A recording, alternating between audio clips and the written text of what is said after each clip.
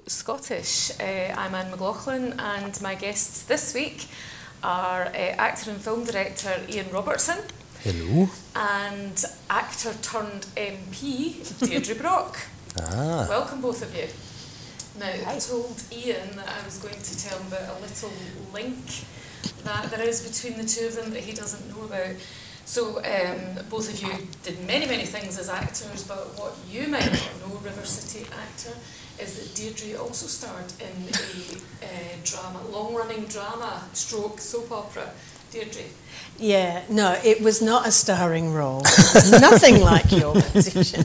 I was there for 2 days. I was doing a short job as an actor. I was playing a doctor. I had to give someone some bad news, I think. In Home and Away. Home and Away. God, which, yeah. I was actually going to sing both theme tunes for you, but I decided... Oh, well, maybe later. We can end with that. And you trained as an actor as well, didn't you? Right. So what is it about being going to the RSAMD or whatever that it suddenly makes you interested in politics? I know. I can't think for the life of me. Well, it does give you an advantage at hustings and things because, you know, people would come up to me after them and say, you were the only person I could hear. Because you were trained. Yeah. Project your voice, darling. Yeah. Anyway, so we are going to be talking today about a number of different things, but the first thing, because for this week, for the first time in a long, long time, there's been a bit of a move on Brexit. Something happened. So the Article 50 extension, the thing that would have seen us falling out of Europe on last Friday with the deal, was extended. And do you want to say a bit about how that happened? And well, I mean, it was Theresa May was basically instructed that had to happen by the Parliament. Parliament seized control, and so she went back and duly asked for it. And the very sensible people in Europe said, well, okay. I mean, there were attempts by Macron, for example, to try and put limitations on that. But yes, it's been extended to Halloween. So we all sort of saw a metaphor in that. But yeah, I mean, the whole thing's just been toing and froing. And I mean, we'll probably get into Brexit and the two big parties down in Westminster and their attitudes towards it later, but I mean, it really is something to sit there, front row seats, watching this play out, because I mean, the internal tensions between both of those, both of those parties, is just extraordinary, and frankly has led us to being in this ridiculous mess that we're in. yeah. How does it look from your perspective, Iain? I mean, you're known for being quite political with a small p, but how does it, okay, maybe a medium-sized p? Cantankerous. How does it look as it unfolded this week? For someone who has an interest in a great interest in politics, I am so scunnered. I am so... I think the state of British politics is so embarrassing. I'm even getting to the point where I don't know what's going on. I'm past caring.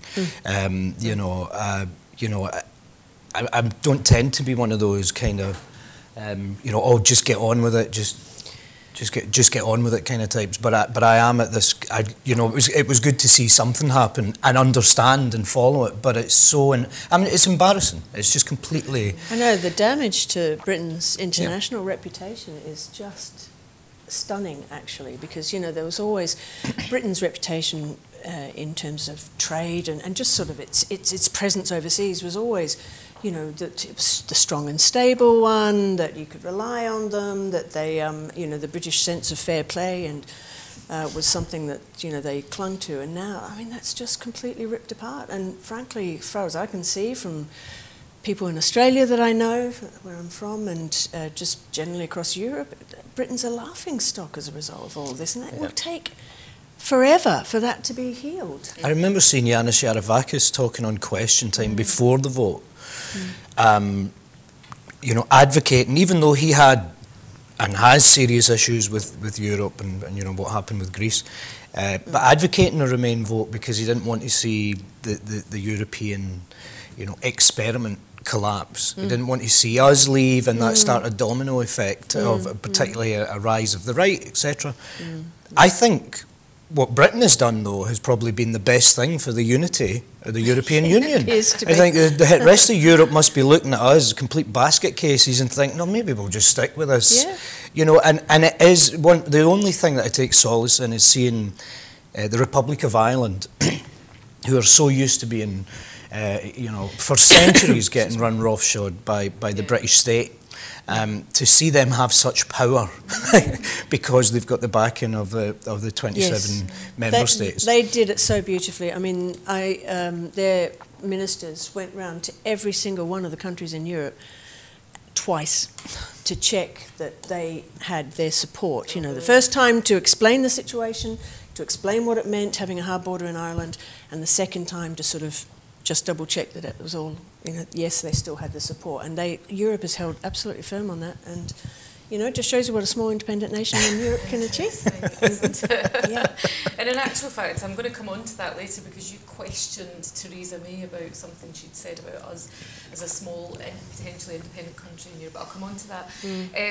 So the result of what happened last week, the EU summit saying, yes, okay, you can have till the end of October, is that we are now going to have to put forward candidates across the UK for the European elections. Maybe.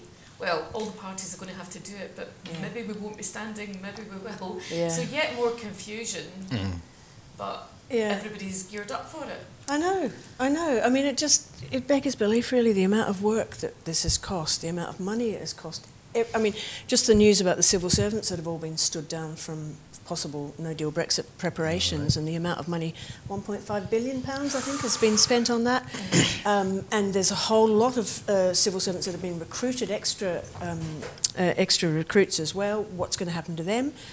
I mean, the impact it's had on departmental activities already. I mean, my understanding, we've had a lot of issues around the Home Office, and I mean, I've got caseloads as long as your arm, just that we've had problems with the Home Office, and my understanding is that that's partly caused by the fact that a number of their best people have been shifted over to the Department for Brexit in the EU. So, so you know, the wider ripples of just the sort of straight day-to-day thing of preparing for no deal is felt throughout Whitehall, and then the impact that has on just my constituents, you know, the folk who are just trying to... But then I feel so sorry for my English friends who don't have a devolved government.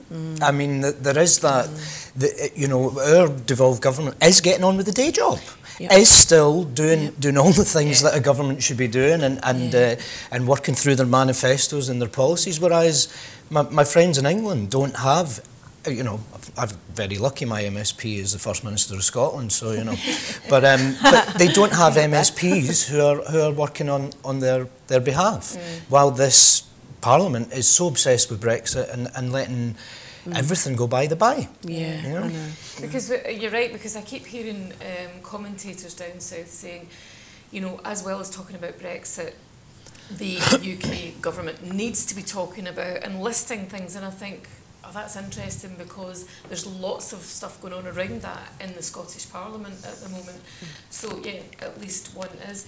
What do you think the outcome of the elections might be then? I mean, I think, will the vote in England in terms of European elections be very different to the vote in Scotland? I think, as ever. Yeah, I expect so. I mean, clearly SNP Greens and potentially Lib Dems are going to, you know, be the ones who potentially do the best out of European elections. I mean, you know, you can't read too much into a by-election, but certainly the pro-European parties in the Leith Walk by-election recently in my constituency did do very well. Yeah. And I think the Tory and Labour vote halved from the previous by-election. Yeah, they had 2 councillors from 2012, and then we had 1 SNP and then there was 1 Green. So it's now 2 SNP, 1 Independent and 1 Green.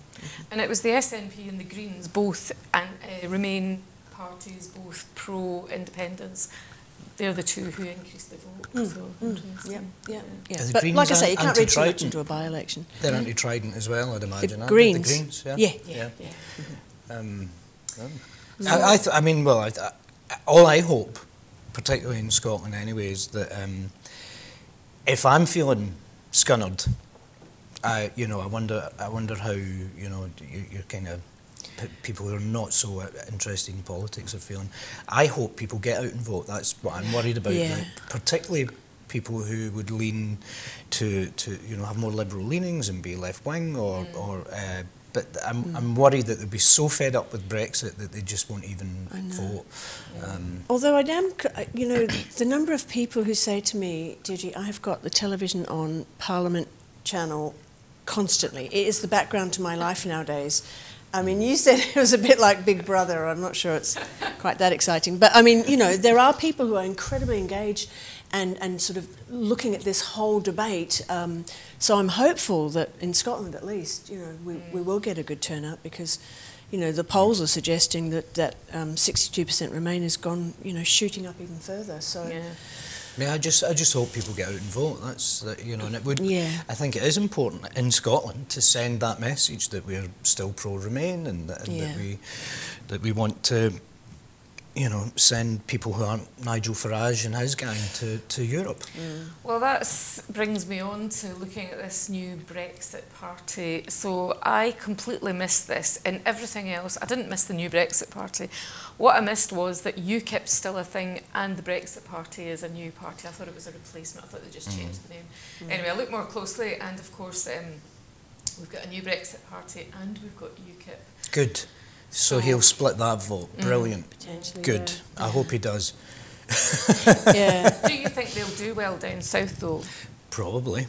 Probably. He's got... I mean, I just couldn't believe he got another bus. He's got a bus again. He's got a bit, but it's a blue bus this time, his Brexit bus. But Yes. I hope he, let him get on with it. I hope he splits that vote and makes it easier, hopefully, in England for. I don't know if it's his standing candidates up here or is that dafty Coburn going to. No, apparently Coburn, I mean, there's a suggestion in the papers today that Coburn might end up joining that party, so because he's currently an independent, I think I'm right in saying. Because he left, he left UKIP. But I mean, UKIP seems to be sort of turning in on itself a bit, from what I can gather. The Brexit Party, I mean, still there seem to be questions around its funding. Who's funding it? I think Mr. Farage was quoted as saying it was smaller, investors, people supporting it. But as you know, there've been questions asked, and indeed. Allegations of criminality around Vote Leave and the whole campaign around that in the run-up to the EU referendum. So, and it does seem to be already particularly well funded. So whether it just sort of consumes UKIP and, I don't know if either of you saw the launch of the new Brexit party, but one thing that seemed to be concerning a lot of commentators was that Nigel Farage had said something like, we need to put the fear of God into those MPs. And, at a time when, one MP was killed nearly 3 years ago, and another MP had a plot against her. That was quite frightening. That was dreadful, actually. I know, Rosie. That was a terrible thing. And then other MPs have received credible death threats. Yeah. So there was a lot of consternation about the fact that he said that, but more about the fact that broadcasters had put it out on... Yes, and there didn't seem to be much questioning, like the opposing point of view wasn't being put across, but I think, they just, it's so irresponsible to use that kind of language at this time when everything is in such turmoil and, we know that there are credible death threats against several MPs, as I understand. And I'm of the opinion that doesn't happen by accident. If you are in any way responsible. A responsible political leader, it would be my opinion that he knows fine that he's whipping up that kind of reaction. And I do think, I was appalled on the night of the result of the Brexit referendum when he stood up and said, we've won this without a single shot being fired. Yes. And that was just after Joe Cox. Joe Cox had been shot in the street by, a far-right terrorist, essentially. And then also, when he said, if Brexit isn't delivered, I'll pick up a rifle. Yes, that's right. And then he's saying, oh, if, you know, we've got to put the fear of God into these MPs. I'm less than impressed with the majority MPs, the conduct in Parliament. I'm also getting fed up with the drama of it. I remember the reaction when that Tory walked across the House. And, you know, and I think people who are living in the bubble of Brexit and reporting it, and, oh, the drama, oh, drama tonight, and you think, no, but A, it's people's lives that this is going to impact, and B, you know, he was all right sitting in that side of the House when his party was enacting policies which academics have proven are responsible for the deaths of about 120,000 people in the United Kingdom. Oh, that's fine. And, you know, Ken Clarke or cuddly Tory, it was fine when it was just austerity and pushing through the back door the privatisation of the NHS. Oh, and, you know, it's oh, but now he's the cuddly Tory because we agree with him on Brexit. You know, I'm not impressed with the drama. I don't look to the House of Commons for drama. I look for level heads, compromise if needed. And wise government, you know, you'd like to see it, wouldn't you? You know, I'm pretty. I mean, I'm 37 now, and in my lifetime, only 37. It does worry me when I sit down and think, you know, in my lifetime, probably the most responsible Prime Minister has been John Major. You know, not a man whose politics I would ever advocate, but that my mother, as a single parent of 5 children, was better off under John Major than she was under Tony Blair, and then Tony Blair with the whole, you know, the Iraq War. All that power in Parliament, didn't reform the House of Lords, didn't do all the things that he could or should have done. And to look back and think, wait a minute, you know, in all the years I've been alive, John Major's probably been, and he was boring and he was sensible and he was a bureaucrat. It was Blair that turned it into this semi kind of presidential position, which it never was, and it never should be. You know, it became a personality job, didn't it? Yeah, which made it harder for Brown in the position, because Brown is not a big personality, but he's certainly a bureaucrat. And it also, I think, makes it harder for somebody like Jeremy Corbyn. So they characterise him as the gardener, the allotment man. What's wrong with having an allotment? You know, but because he's not, you know, got that pizzazz that they expect in political leaders, it's made it really difficult. It's the theatre of the dispatch box, isn't it? I mean, that PMQs every week is pretty much what everyone's focused on, the press, everyone. And both May and, I mean, May's got a better sort of line in sort of throwing, presumably scripted, lines back at him, and he doesn't do that, but it is a bit, you know, it's not exciting theatre, it's not exciting television, but then is that what we should be looking for in our government? No, I don't think we should. But I mean, certainly when you contrast that with the FMQs, for example, and okay, I'm SNP, so I would say this, but I just think the First Minister is so good on her feet at any question that any of the opposition members throw at her, and you know, it's quite a contrast between those two theatres, if you like. Yeah, and commentators have said that, you know, the First Minister answers the question and she deals with what they're asking her. And I think some people think that's missing down in the London Parliament. Well, even to see her stand up, as I have, depending on, and say, nope, you're right, this isn't good enough, we need to do better, and even looking for ideas from across the House. You know, great. I know, and that's what it should be, isn't it? I mean, you see Mrs. May stands up and she basically, the only time she'll answer a question with, yes, we could do a little bit better there or whatever, you know, we'll be working very hard to do this, is when it's her own lot. Yeah, when it's everyone else, forget it. And speaking of working together, so I think lots of people heaved a sigh of relief when Theresa May said, I'm going to work with the leader of the opposition, no other parties, of course, but just the leader of the opposition to come to some compromise. And talks are still ongoing. How does that look to you? I mean... Well, the fact freedom of movement, I mean, it was in their manifesto, so it's quite incredible that so many people are surprised and shocked.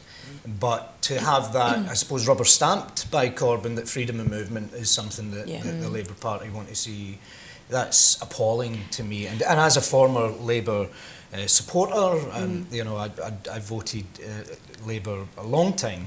That just, and especially with Corbyn being this, supposed to have been this breath of fresh air, this left-leaning, you know, this socialist man who, and I really struggle with the Labour Party's idea of we're for freedom of movement globally. So until we can have it globally, we will just not have it for the United Kingdom. We're for getting rid of Trident globally, but until we can get rid of it globally, we'll just keep ours and we'll continue to waste all that money on it and have, you know, I mean, how many former, the Solaris subs or whatever are rotting in 20, Fife? I think. I think it's 8 and 5 and 12 elsewhere. It's 20 across the UK. Disgrace. It's a lot. It's a disgrace. And that, I mean, I worry it's a trap for him as well, because it is setting the Labour Party in a position where their own supporters are struggling.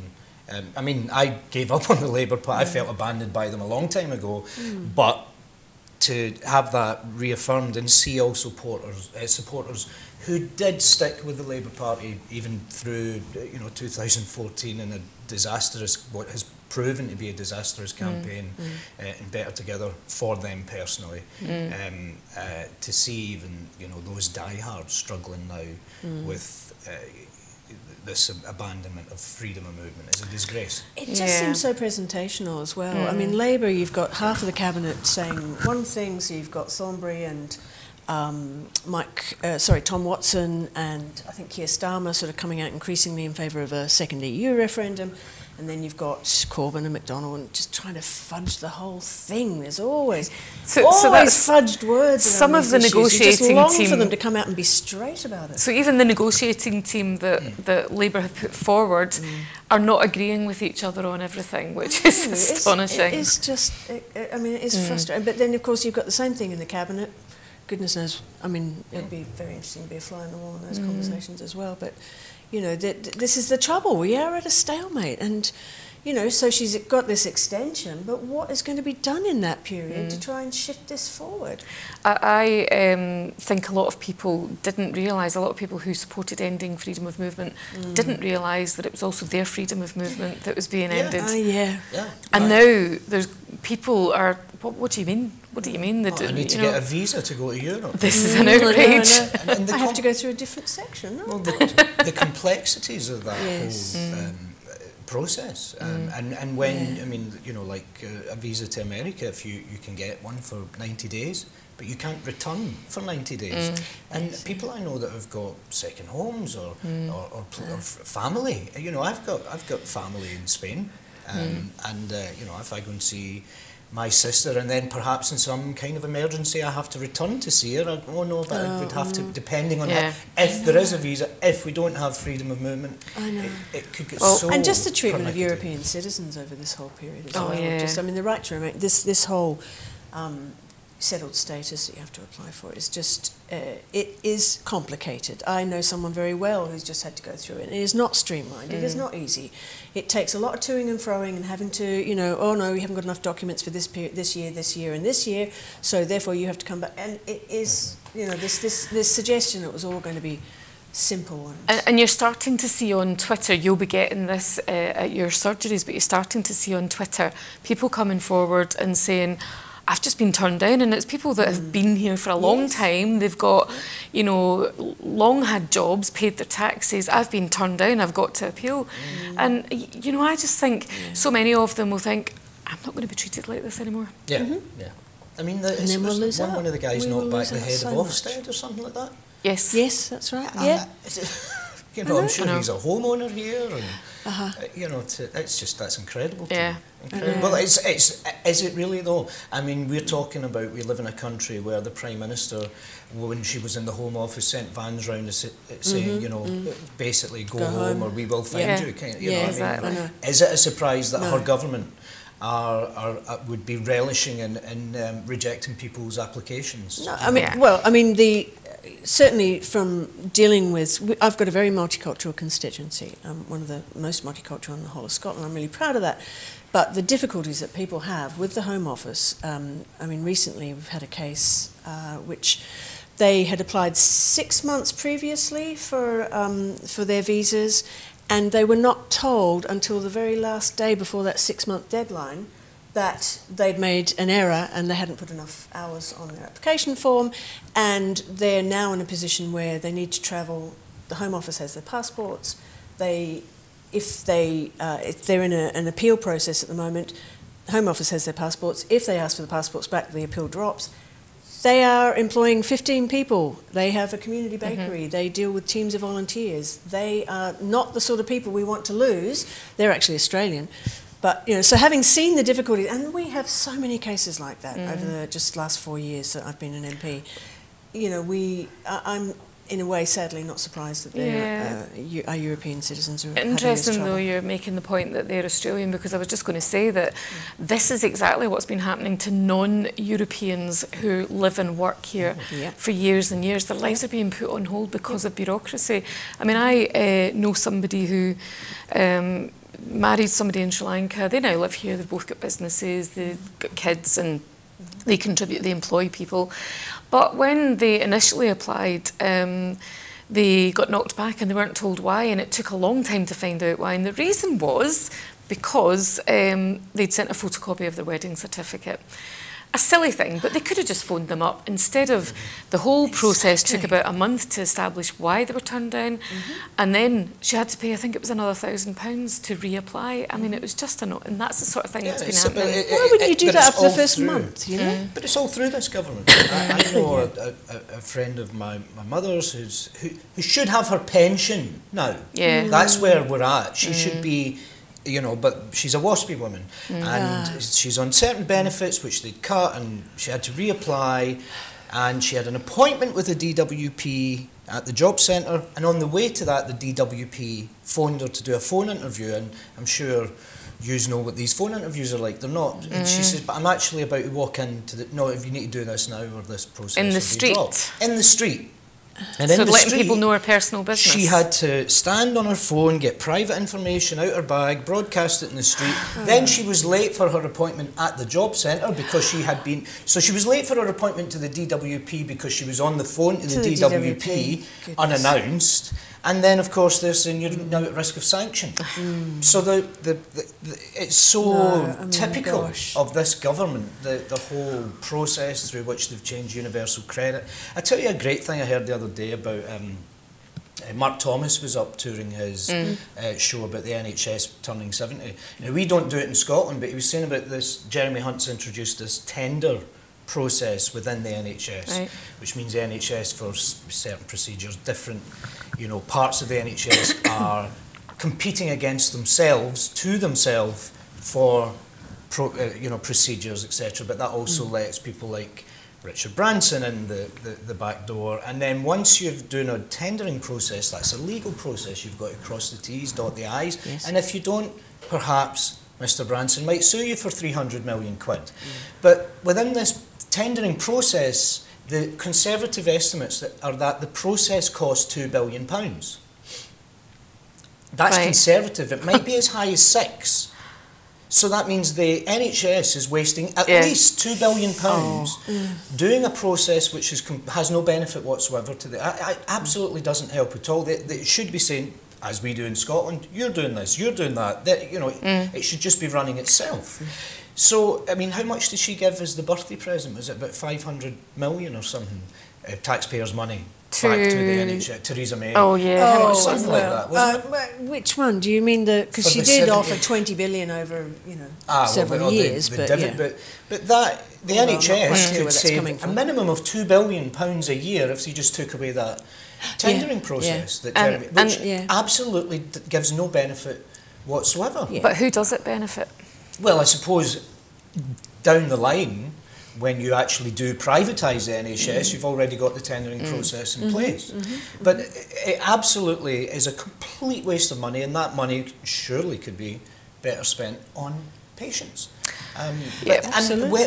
And you know, I'm sure that all through the money she spent on the the DUP, I'm sure I heard as well that universal credit ended up costing them more money.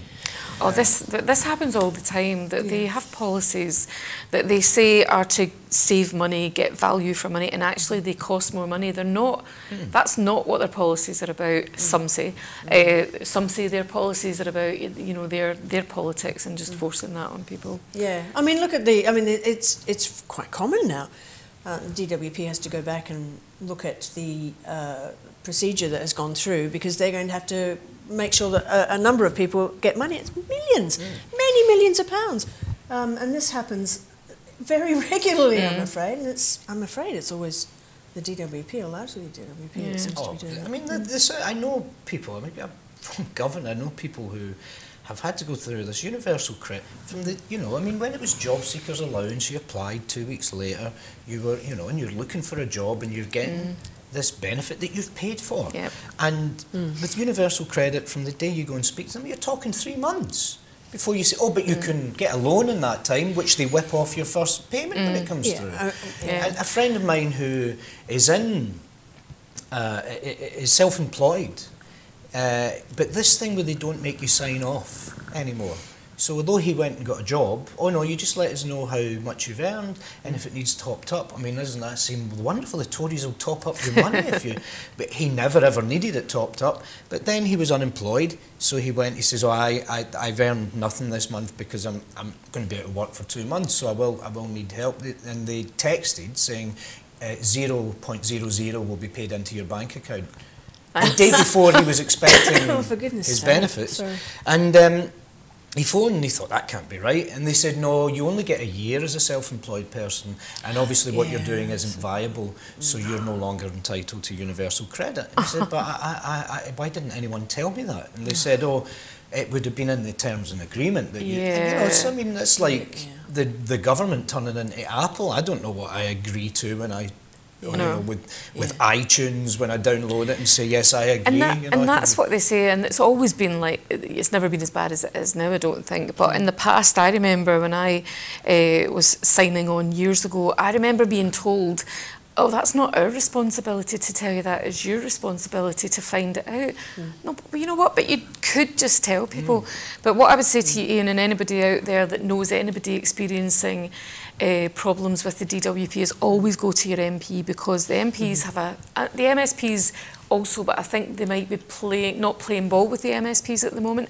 But they have a hotline to the DWP, and they can... And it's really important to use them. And it can be a really helpful move to do. So if anyone's having problems, please get in touch with them. Especially with sanctioning. I don't know if they're all over the place, but I know in Govan, but Money Matters. Yes. I know that people have had a lot of help from them and advice, and also telling them things that they don't even know they're entitled to. No, that is a big issue, actually. I mean, a lot of older folk, for example, don't pick up anything like the benefits that they're due. Because they're embarrassed about claiming, and it's not... But that's why they don't know about it as well. But also in Scotland, where we've taken some of the powers, we're talking about it as social security, because benefits, it's not a benefit. For most people, it's something in the system they've paid into, so it's not a benefit, and they shouldn't be ashamed to claim it. Anyway, so that was Brexit. There you go. Brexit, DWP. Farage's bus. Yeah, so that's what it was. It was Farage's bus that got us onto that. I mean, not even to mention the folk with disabilities and the effect on them has just been dreadful. Yeah, in fact, we could probably have a whole programme about we really issues with the DWP. We absolutely and it would could. Actually be interesting to get people that are going through some of the stuff that... Getting some of the lobby groups like Black Tie go along, who do so much great work on behalf of disability. We're just deciding what a future programme for broadcasting Scotland. Hope you don't mind. The whole agenda has been set. I can hear them in my ear saying yes to everything. That's grand. So I wondered if either of you had seen anything about what happened in Sudan and then Algeria this week. That classic photo, which is of the woman. It's a brilliant image, actually, and it really seems to have struck a chord. It's just gone right around the world. But and it's interesting. So it's one of a number of African countries that where people are just saying, right, we've had enough of dictatorships and we are going to take back control. Although in the Sudan, now people are saying, hang on, the military's taking back control for us, but they're making us wait 2 years. But it's interesting to me because I've got a friend from the Sudan. And I first knew him when I was an MSP, and he came to me for a bit of help. He was claiming asylum. Now, it took him something like 11 years to get to the stage where he became a British citizen. I had to go to, I didn't have to, I wanted to go. My sister and I went to his swearing-in ceremony and had to stand at times that I normally wouldn't stand, but he warned me to do as I was told. Anyway, so he got his citizenship last year and went back to Sudan because he didn't know where his brother and sister were. He didn't know where his mum and dad were because their villages had just been razed to the ground and he hadn't been able to contact them. The Red Cross had helped. And he went back, found his sister, found a brother, discovered that his father had died at the time and that his mum had held on for all these years and only died a couple of months previously, and she told people, I've got to see him again. And sadly, I missed her. He did get to go to her grave, but it was just a terrible experience for him. And, you know, he reported to me that it's awful what's happening over there and the dictatorship's awful. So from my point of view, I'm really happy that they've done something and that people power, to an extent, has prevailed. But it seems to be happening in a number of countries. Yeah. I thought it's interesting. I read just about the Sudanese situation that Sudanese had recognised that they had, the protesters had recognised that they had to try and make friends with the military, and you know, so that that was one of their aims, which I thought that's a very sensible thing to do in these sorts of situations. So we'll just see. I mean, track records of armies taking over governments aren't not good, terribly good, but we'll see. We'll hope that it will work out for the best for people. I haven't followed that at all. Stuck in Shield Inch. That's fine. I'm just going to turn then to something completely uncontroversial, and that is Julian Assange. Oh. You can start with that then, Iain. I know it has been very controversial, hasn't it? But I enjoyed getting him, seeing him lifted. I quite, you know, I thought it was knowing that he has been. What's the politest way to say this? Taking liberties with being in that embassy, the Ecuadorian embassy, isn't it? And they'd been sent to him, I think, to wrap it because he was perhaps funneling information to the Trump campaign, etc. And that, you know, you can't be in an embassy and be meddling with the politics of other countries. So I do think I would have rather seen him gone straight to Sweden to answer those charges. I was very disappointed to see the leader of the opposition just tweet out that, you know, he shouldn't be getting extradited and not even acknowledging the issue in Sweden, which sounds like a very legitimate case against him there. And the issues around that extradition treaty with the US, where they can take our citizens at a whim and we can't with them, that was drawn up by the leader of the opposition's party. It was Tony Blair's government that did that, was it not? Was it? I'm sure it was Blair's government. Because remember the Scottish boy that got caught up with all of that because he'd hacked the FBI and all that. I mean, give him a job. Don't put him in jail. But you know, no matter how anti-establishment, I remember there were issues, I believe, that Assange had put American assets at risk around the world with what he leaked, and I'm pretty confident that he was, you know, enabling Trump, and so I wasn't sad to see him getting huckled out of that. And at least he's got his Gore Vidal book to keep him company. Hey, I'm intrigued. What was that? You can't remember? I think it may have been a biography on Vidal. I'm not sure, but he had a Gore Vidal book. Sure. It's interesting though, because there's quite a lot of divided opinion over this. So there are some people who think, well, there are lots of people who think, yes, extradite him to Sweden, but not to the United States. And the reason they want to extradite him to Sweden is because there are still existing potential charges for sexual assaults. We don't know if he's guilty or not. Nobody knows, obviously, other than the people involved. But there's some people think that should happen, but there's a bit of an issue with that, isn't there? That Yeah, because I mean, you mentioned this yourself. Apparently, because it's done in extradition orders are taken in respect to when they've arrived, and apparently the US has arrived first. So, and I think they froze the case against him in Sweden. Yeah, they did. It can be unfrozen, if those are the correct terms. But yes, because the US have got in there first, it will be considered first before So Sweden's. And I do think really the Swedish case is strong. You know, he should be made to answer those charges. So there are a lot of people who think, personal yes, send him to Sweden, but no, don't send him to the US. But it might not come in that order. No. But then there are some people, and you know, it's interesting to see some people who are saying that he shouldn't be going to Sweden either. He shouldn't be going anywhere. He should be able to stay here. And I think that throws up questions about the rule of law, to be honest. If you're going to say, no, you shouldn't face any country's judicial, you shouldn't go through the judicial process. But there are some really decent, politically, some would say, people out there who do believe that. Who believe he's a victim of a big conspiracy. Yeah. Did I see that the NUJ had come out in support of him? I didn't see that. I didn't see that. Okay, I think I just saw it. Social media.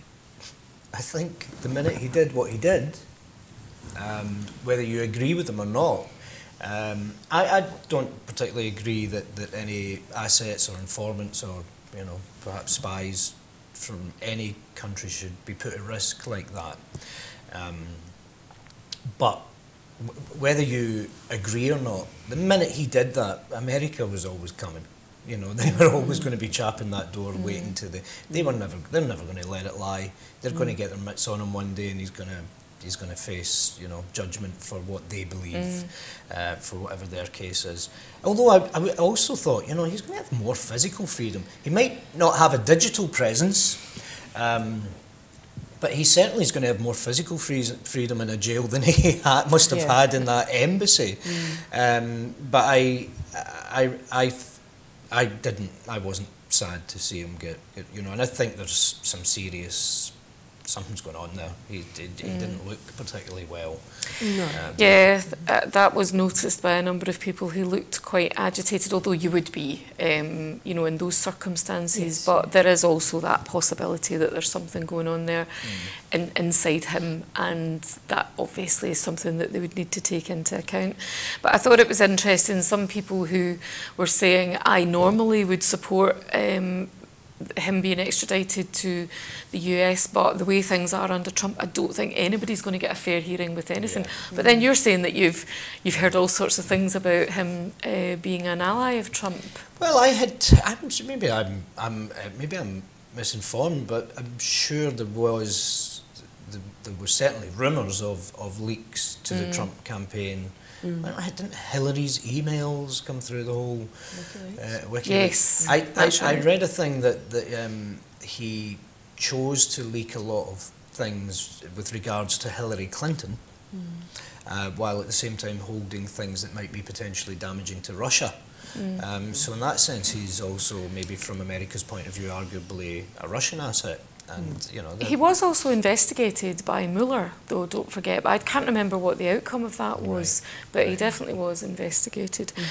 Well, we'll see what happens. That'll roll on. Deirdre, yes. You had a lovely week in Parliament this week.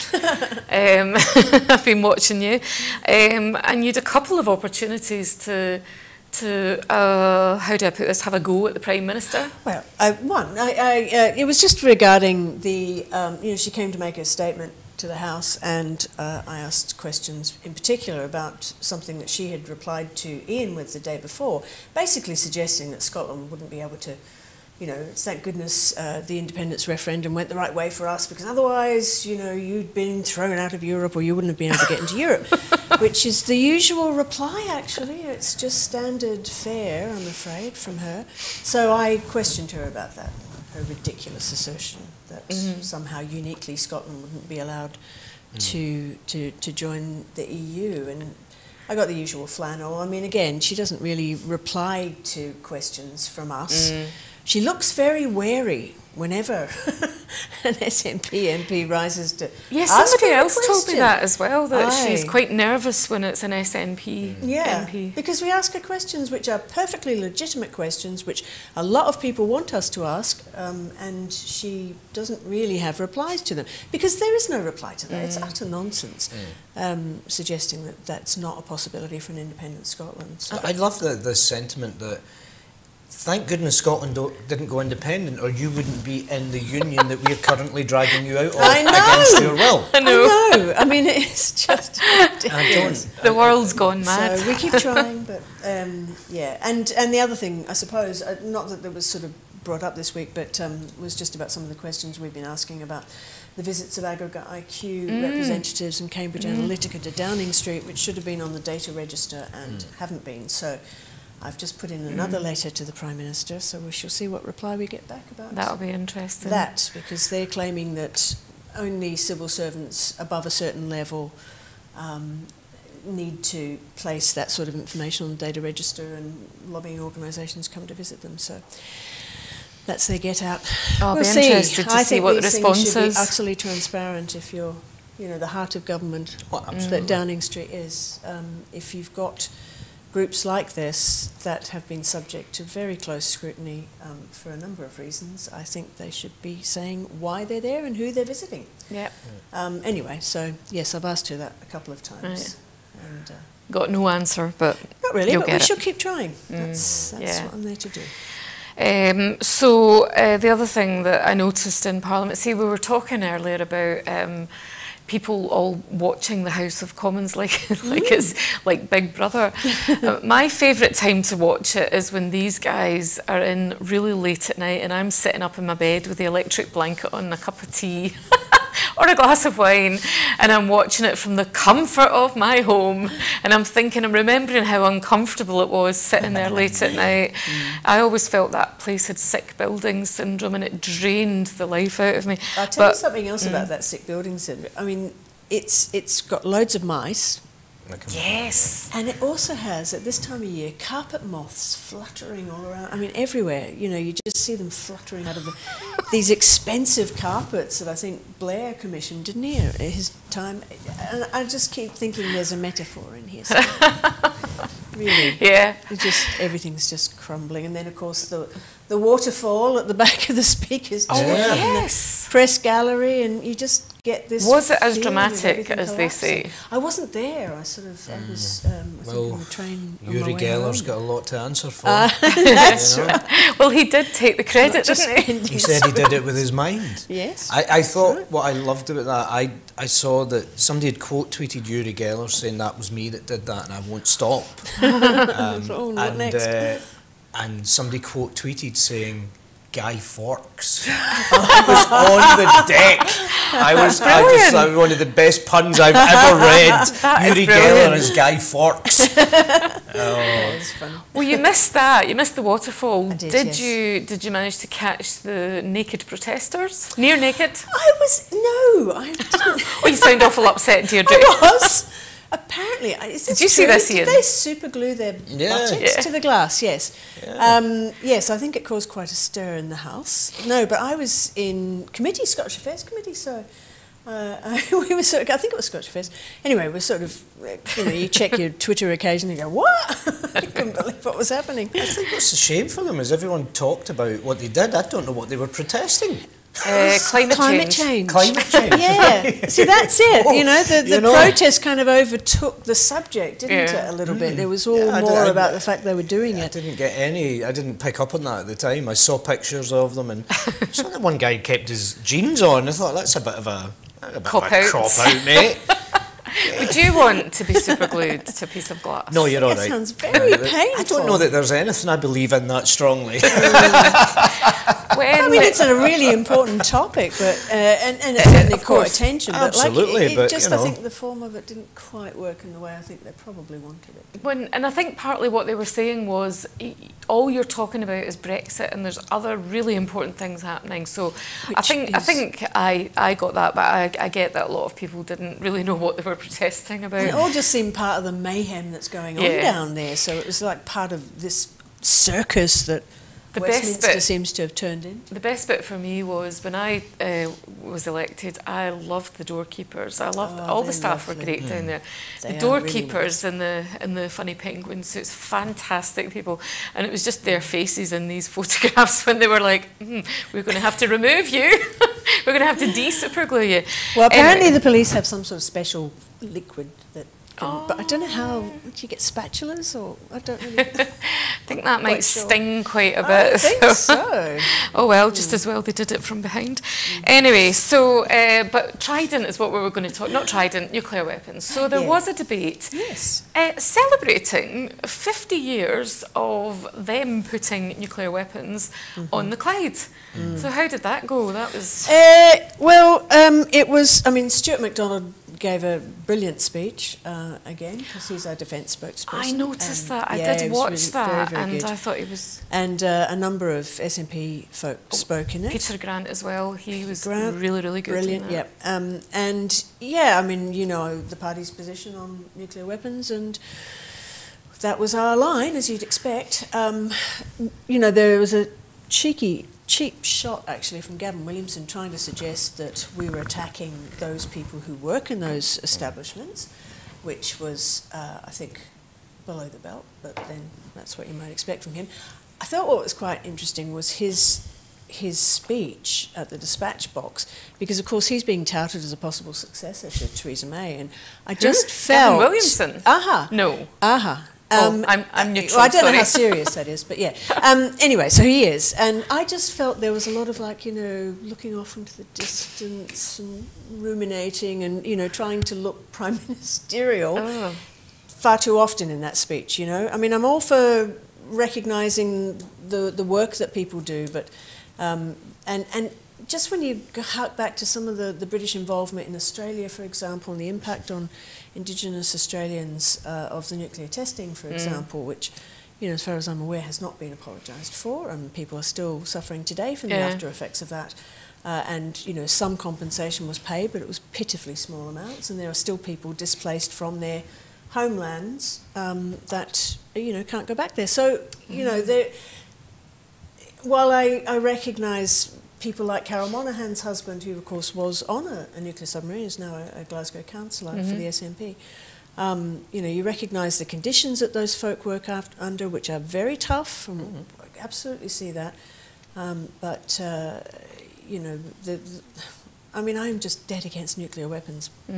I have been for so many years, and so anything attempting to try and glorify that, I have big problems with. It must have made you feel really uncomfortable. I don't know if you caught it at all. No, I didn't. I had Are no you interest. pro or anti-nuclear weapons? Absolutely against nuclear weapons, and especially them being, you know, I remember in 2014, Scott was, well, you know, I mean, it does make sense that it's where it is, you know, over Helensburgh way, it is out the way of you're like, well, you know, yeah, if you hear a bang, just look Helensburgh way, because you're done, you're finished. Speaking as someone originally from Greenock, I'm with you here. And the fact that they come through Glasgow at night, and then these, you know, these decommissioned ones that are kind of rotting away, and they don't know what to do with them. It's appalling. It really just it disgusts me. And I mentioned it, that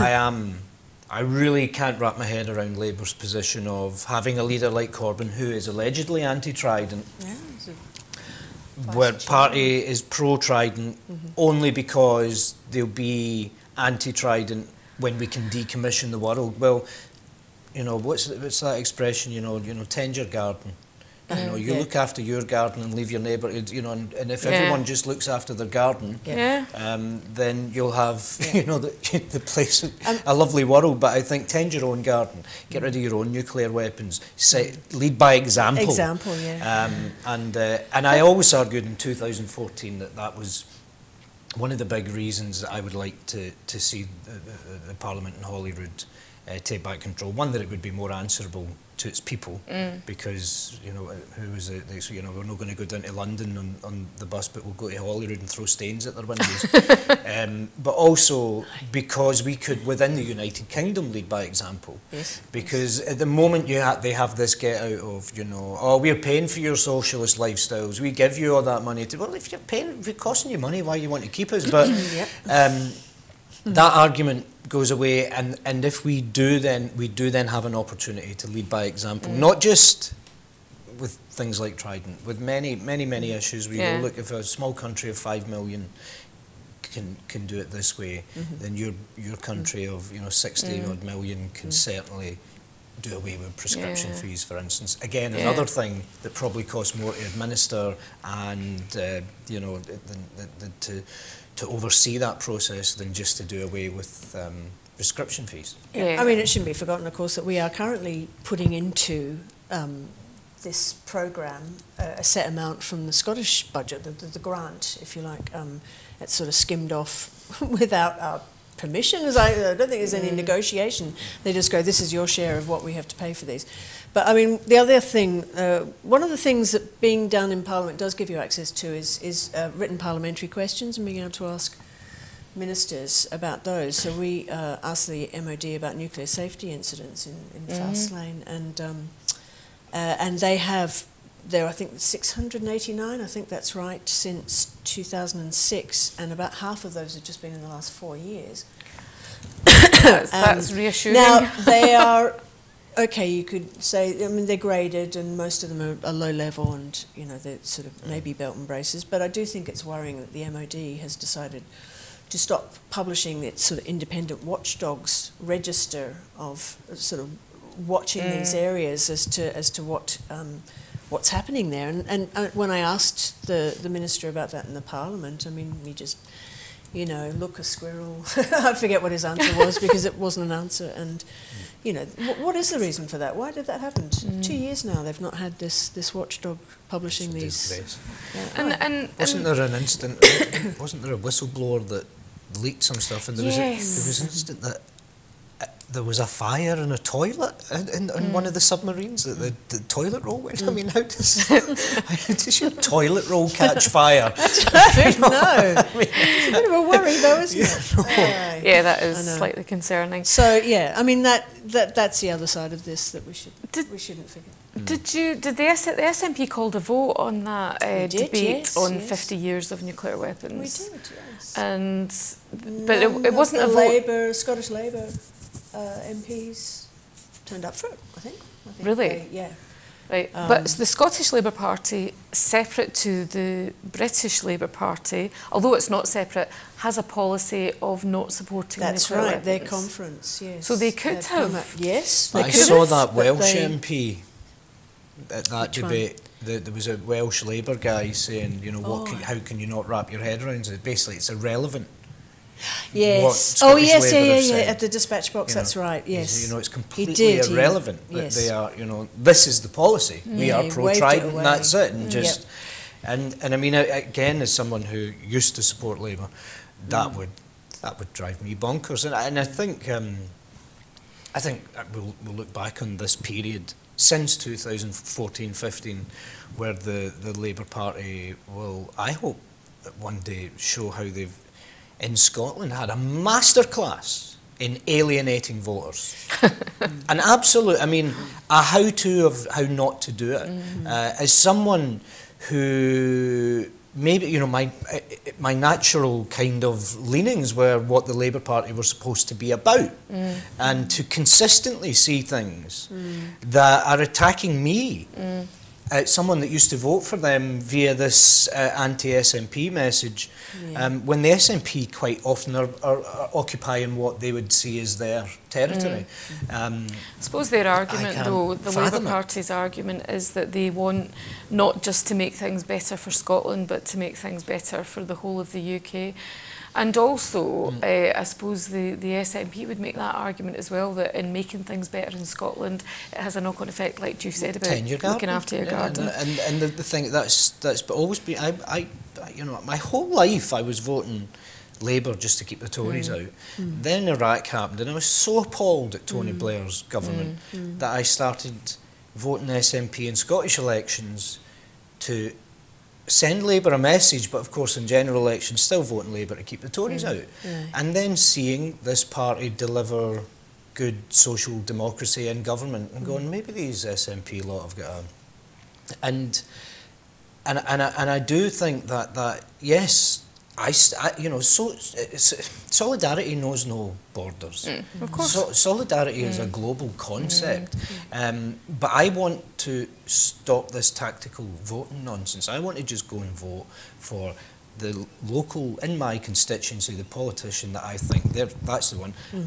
I think it goes without saying, I'll probably never vote Tory in my life. I don't think, I'll never vote Tory, but I want to do away, and I believe that Scotland, independent with its proportional representation, it returns to a more decent form of democracy that suits me, and then sets that example where, you know, they can look north to your cousins in the north and go, oh, wait a minute, if they can do it, why can't we do it? Absolutely. I just think the opportunities for us, you know, to be as progressive, smaller nation, non-nuclear, you know, spending our money on the things that matter, supporting people and good public services is just so vital. And you're right, I think it would set a great example to, you know, my relatives in England. I mean, they've always been Labour voters, and they're, you know, I haven't spoken to them for a while, but I'm sure they're pretty scunnered with where the Labour Party is at the moment. I mean, one thing about that nuclear debate was Nia Griffiths, who's their defence spokesperson, stood at the dispatch and would not take a single intervention.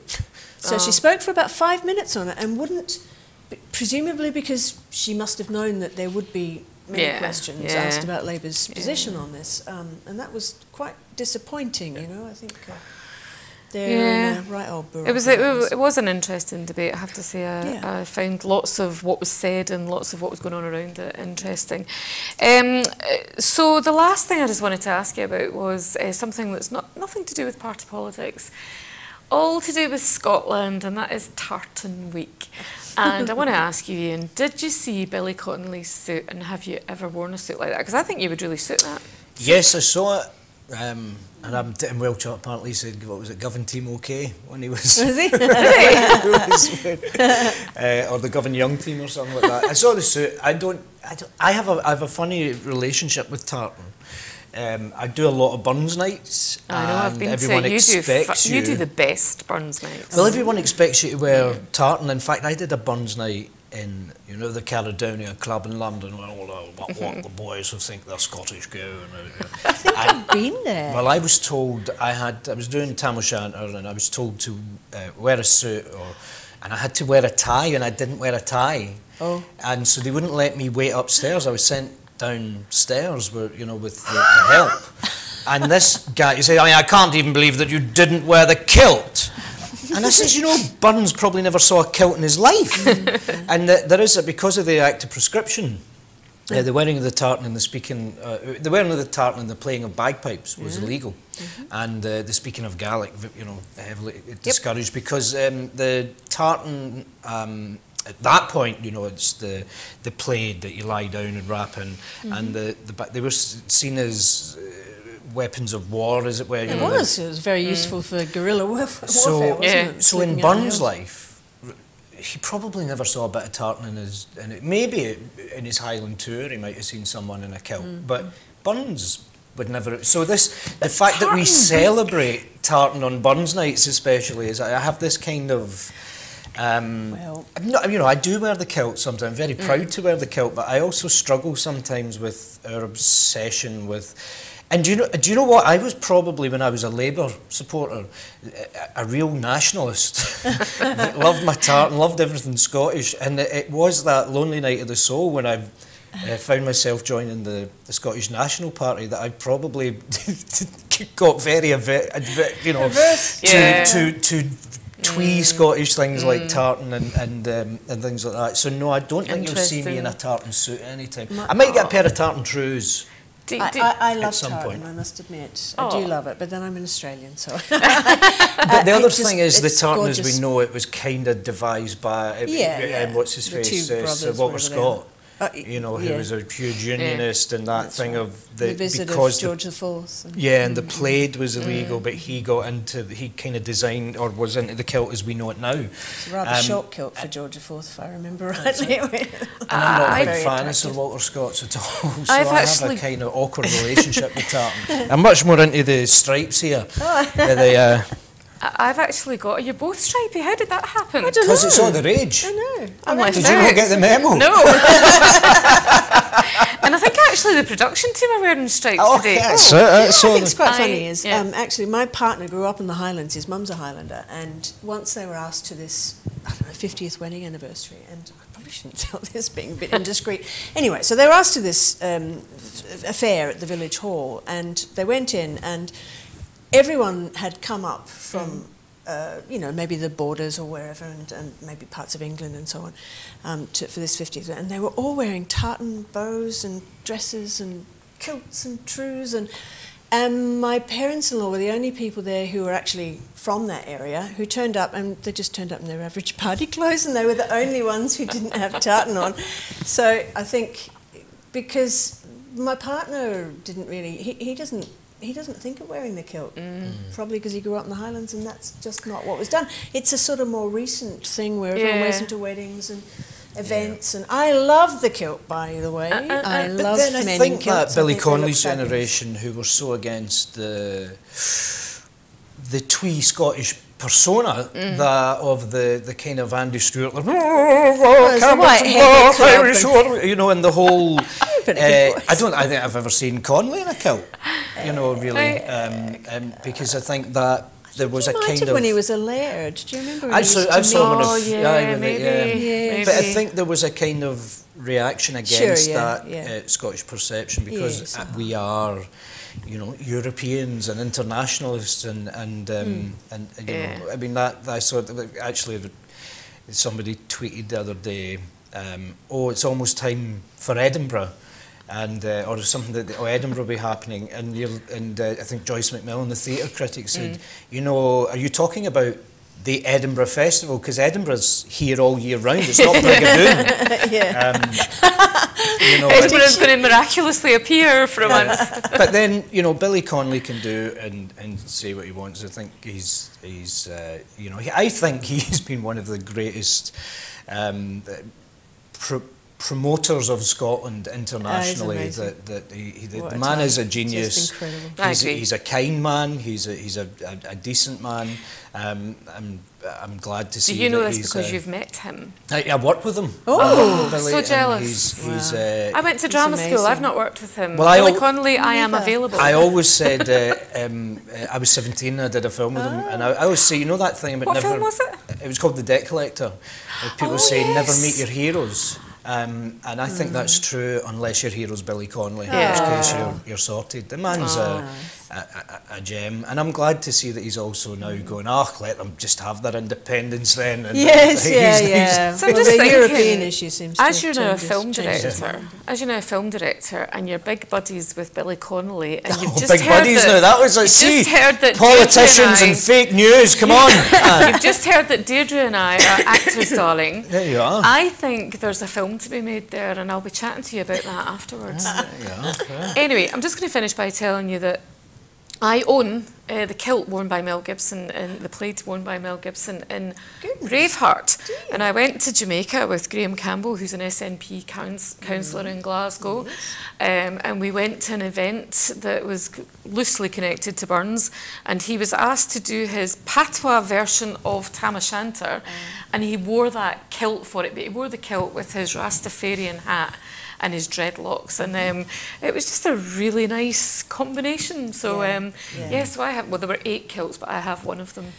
Well seen, a nationalist who's got a Braveheart kilt. I might let you try it on if you cast me in your film. I'd be worried I'd put on Mel Gibson's kilt and suddenly join the Labour Party. Do you know what I think is quite interesting is, though, that the tartan and, you know, so many things that people identify with Scotland actually came from Gaelic culture.